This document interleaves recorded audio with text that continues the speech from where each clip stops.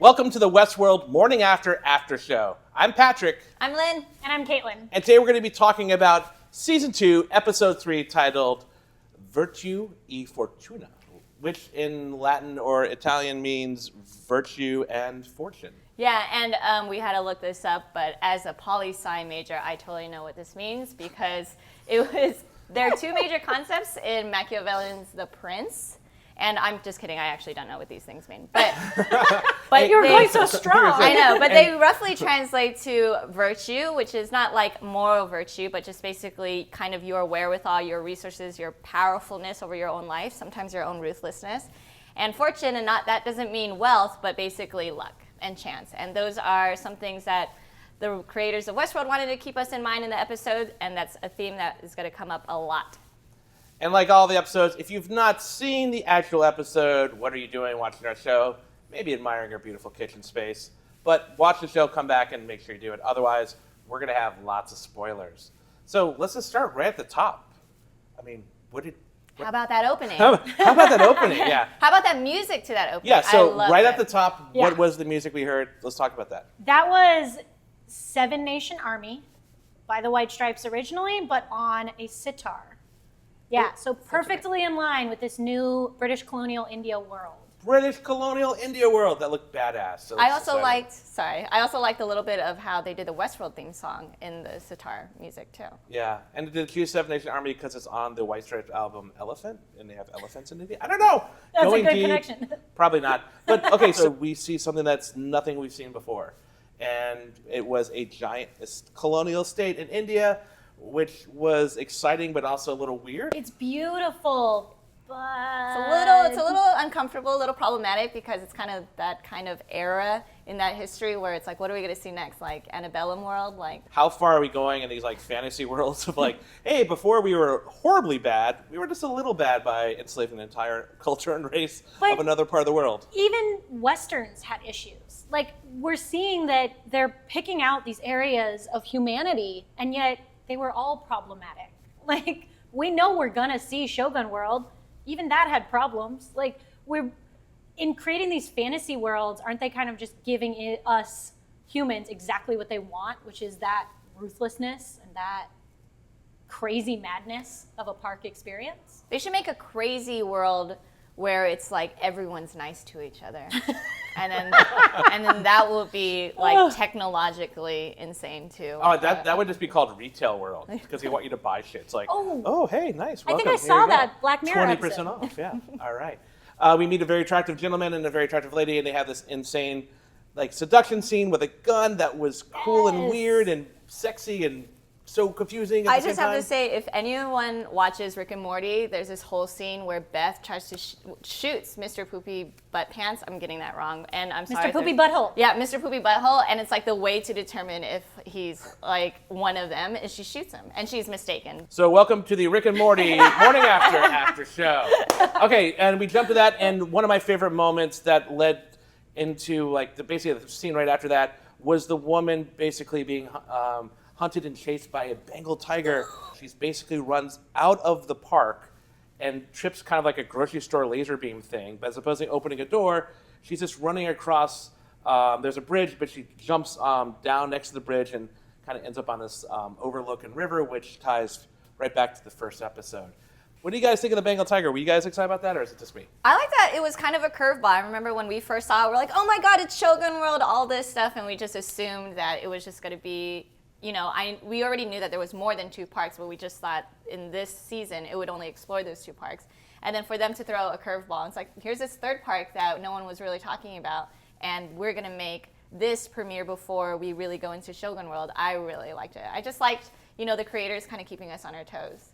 I think too that when we're looking at how the Bengal also crossed that laser division is really important. Not just because now we know all the parks are stacked on top of each other more or less, but because now we know how truly off the rails all of the hosts are, right down to the animals. That was curious to me because if it did show that at least across parks, these robots or these hosts are having some sort of free will or being turned off from their normal storylines. I think the reason why the Bengal went after the unnamed lady is because that's its natural instinct, is to hunt. Okay, I didn't think I was going this deep on it. would Bernard's deal be? Because now we catch up with him and Charlotte, and they've obviously are being reunited. Right. And kind of backtracking through some memories what happened. Yeah. Bernard is an interesting case. One, because he's struggling with his own consciousness and how much other people know. We've seen in these last episodes that we aren't sure if everyone knows that he's Bernard the host. They've all kind of been treating him like Bernard the human boss in charge of things. So I think a lot of what we're seeing is him trying to figure out who he is to those humans. I think that's influencing his decisions and how he's, trying to help in certain situations. I killed them, all of them. Versus when he meets Hale and the commandos she's with, she's like, hey, where's Peter Abernathy? Seems like he just keeps getting away from us. Bernard's like, what? When am I? What's happening? And can I just acknowledge too just how beautiful of a performance Jeffrey Wright gives? Yeah. I mean, I thought last season he did amazing, but this season, at least the first few we've seen so far, there's so many nuances. There kind of different shades of Bernard. Some Arnold even off camera in the second episode. But moving back into plot of the episode, but I think the next big thing we see is also Dolores, and we kind of feel like most of the episode kind of revolves around her story. I feel like a lot of it is split between the two Abernathys.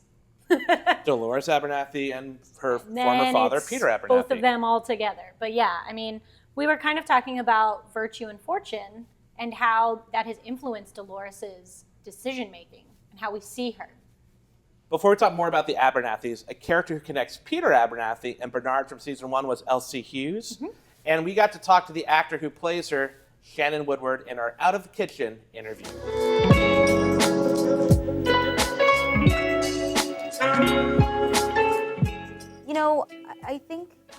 I think you're right about one thing. I think Elsie has always felt like the suffering and things were completely unnecessary. Now, she definitely didn't see them as people. I mean, because they weren't autonomous, but she certainly she's a heavy moral code. She's true blue, and that's not going to change. Like Elsie's still true blue. That's just who she is. We try to shoot kind of chronologically. Some things are not shot chronologically because of people's schedules or whatever.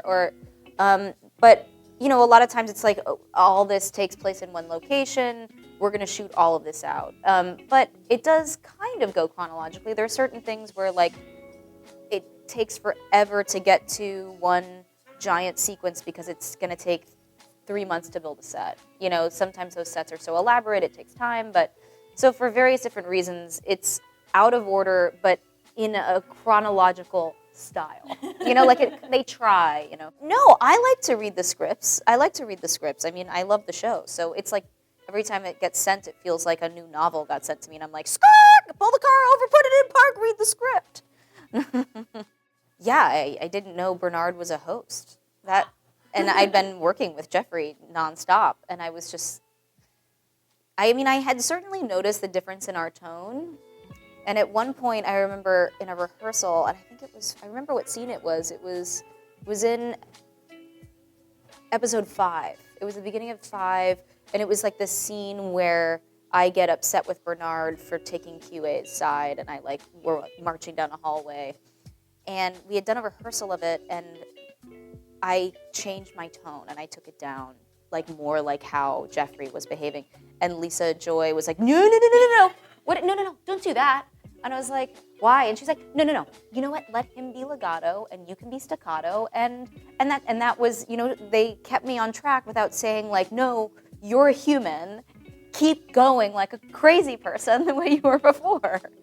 So, yeah, there's lots of stuff like that, but I'm thankful for it. I think it made my performance more interesting, not knowing. For me, I've already had the experience now, we do at work, we are the first audience. So we all talk about it with each other and we get into it. But for us, now that experience is over. And now it's just kind of you want them to have a fun time. So it's kind of now I will say the more interesting thing, at least that happened last time, is that there were several occasions where people that I would meet would then explain their theories to me. And I'd be like, oh, okay. And then they'd keep going, and they'd be so righteous about it, and I'd be like, you're close, and then they would act like I didn't know better. They'd try to convince me, and I was like, I read the script, right? I know what happens. Like, there's no negotiating. Like, it was really funny. Like, people would tell me their theories as if they were an authority figure, as if I had no idea what I was talking about. I was like, I'm not going to tell you, but you are wrong. Like, you're definitely wrong. Yeah, I mean, my friends don't even like to know when I'm working, and I'm like, listen, you have to choose between liking me or my show. Like, do you want to be in my life or not? But it's hard to keep stuff secret. I want to tell people about my work day just like everyone else, so it's weird to... But, we have each other at work, so that's nice. Welcome back to the kitchen. So let's talk about Peter Abernathy and his reunion with Dolores. Yeah, thought was kind of sweet, even though they're two robots or two hosts. That actually was a touching reunion between a father and daughter. And then fast forward one scene, we see Bernard come in and diagnose, and we learn that there's actually a giant encrypted file that he's carrying, and that the reason his character is messing up is because it's a thinly written character. Yep. We have no idea what's contained in all that information. Theories range from all of the host data to some specific host to all of that DNA and stuff that we saw in episode 1. No idea what it is, but we do know that this probably isn't the first time that Charlotte has tried to get it out of the park. You'll remember in season 1, we saw one of the hosts trying to upload and link to a satellite. Oh, the one that was smashing his head against the rock. Exactly. Head smasher. Yeah. Exactly. That plan didn't work out to Charlotte, so. Right. Theory being perhaps he went a little crazy because he just had so much data in his head, and that could be what we're seeing with Peter Abernathy now too. He's a 256 gig drive, while the other guy was a 16 with gig. 512 of info And, in just him, yeah. keep him away from boulders, and you'll be fine. But then we have that also a very touching moment, or a sad moment too, is Bernard trying to help Peter figure out encrypting the file.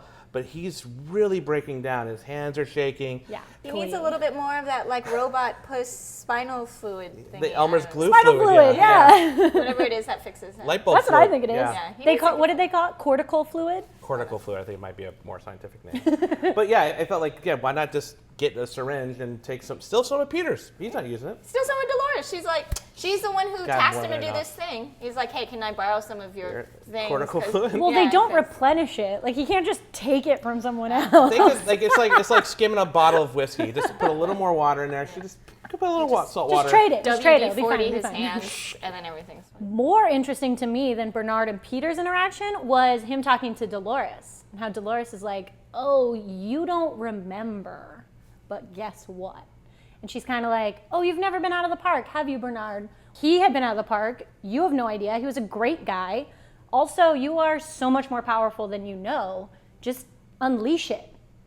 But I think he was the one during this dialogue that he says that you don't know that you're just this speck of dust in this world. And she's like, well, I'm getting out of this world. But I mean, really living in this world, this is also a speck of dust, and everything also doesn't really matter in this world. Well, yeah, and he had a lot of what are you doing, Dolores? Where are you going? And it seems like she knows, even she's not necessarily communicating the exact details to everybody, but she's just communicating just enough detail to get other people to do what she needs, whether that's smart leadership or whether that's manipulation. I don't know. And that takes us to the big, huge battle at the end, which we really liked because we see the theme come back. So, which is basically Virtù and Fortuna, and it's basically kind of explaining. We see her for the first time being a good military strategist. Before she was just, I need this army, and we were like, okay, well, what's she's going to do with it? And she ends up betraying the Confederados in a really cool, ruthless way. Yeah. And she's like, not everyone deserves to go to this valley beyond, which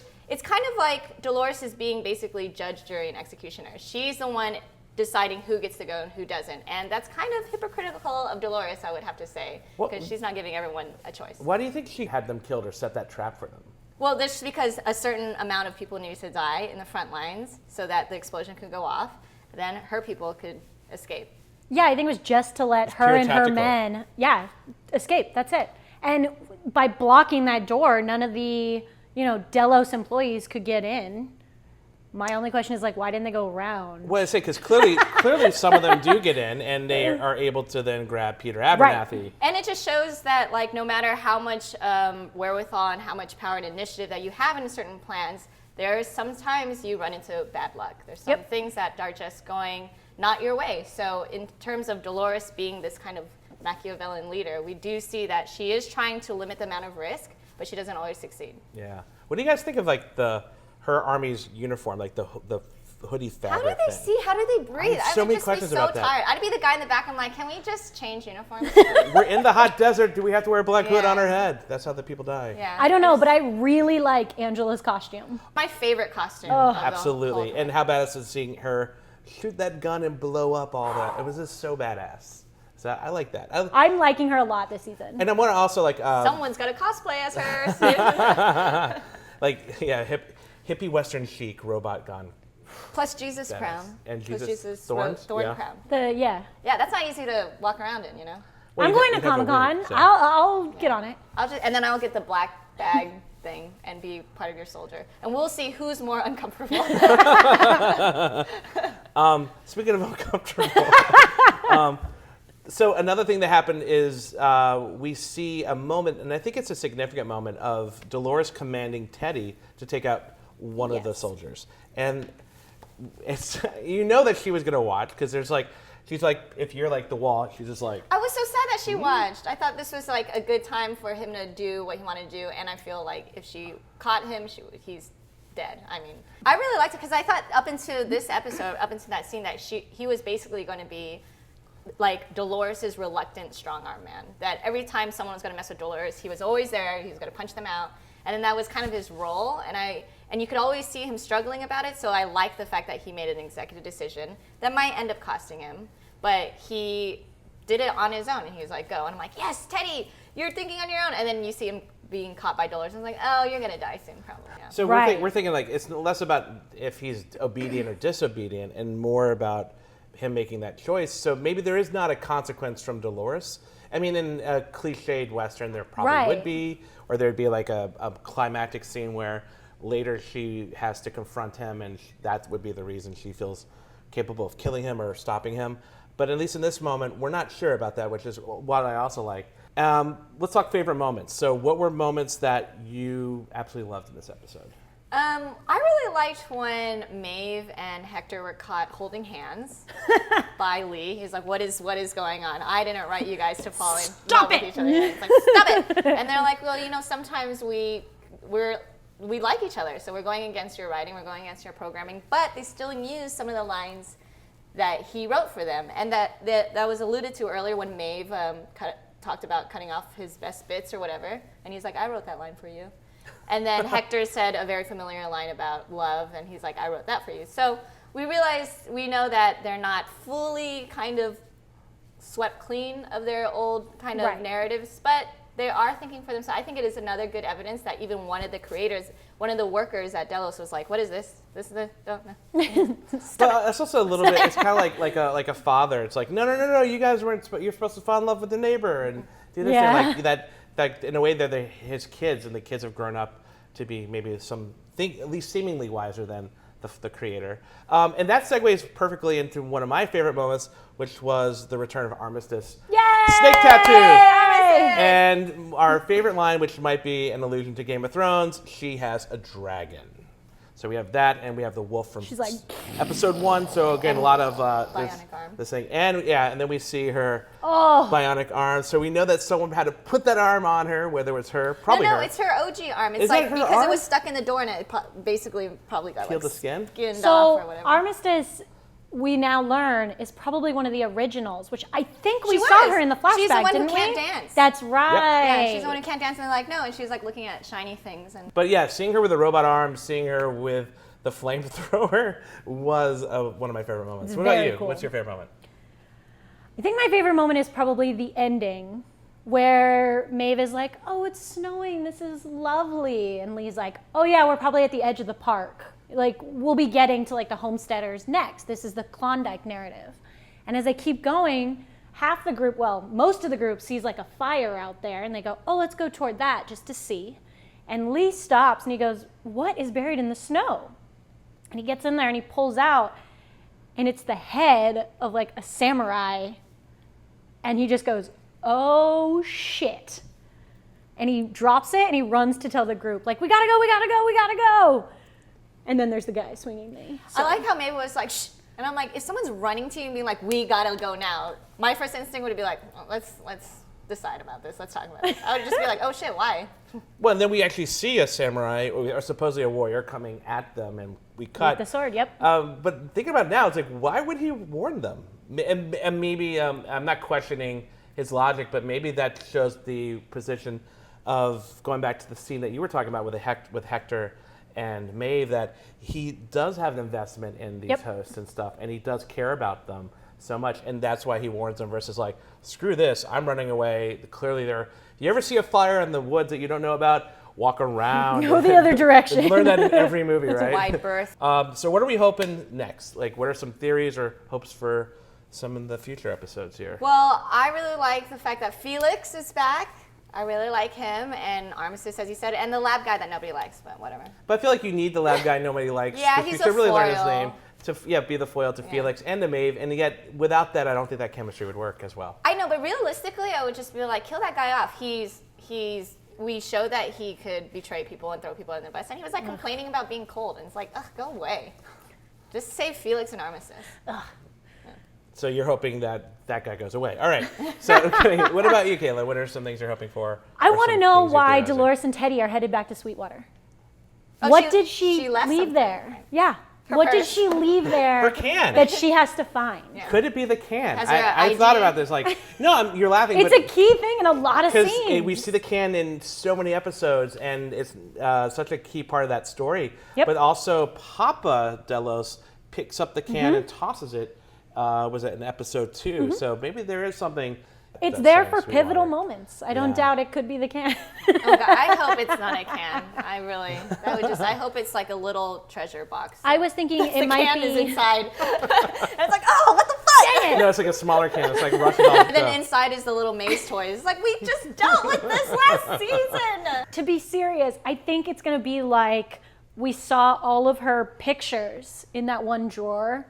Maeve had a drawer of like the drawings of the guy. She had the cabinet of her paintings that were just there and there and there that they often cleared out, that we learned later. They just, keep taking them out. She just keeps making them.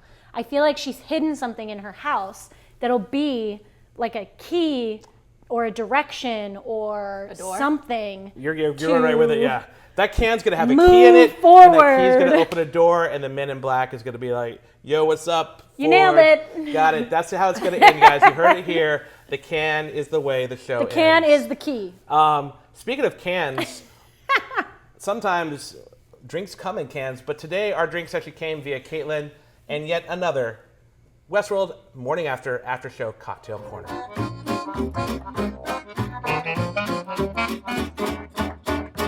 Today we're making a gin and tonic variation. Because much of the episode took place in British Colonial India World, new park that we're seeing, and the gin and tonic was actually something that British colonial military men drank since they needed their daily dose of quinine, which is in tonic water.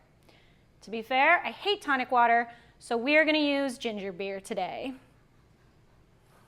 I'm going to start with a shaker or a stirring glass of ice.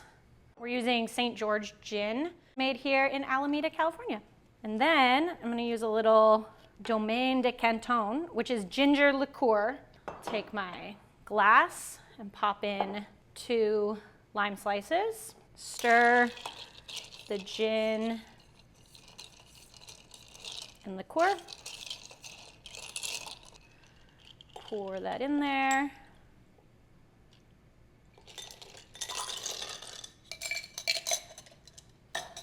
Top with ginger beer.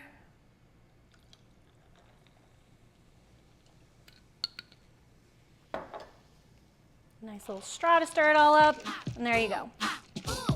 So thank you, Caitlin, for making these lovely drinks. You know, I had a big gin phase years back, but now I'm more of a mezcal girl, which you were nice enough to accommodate for last week's drink. So thank you. Yeah, and I had a big stay away from Lynn during her gin phase, which we'll hopefully see what happens today.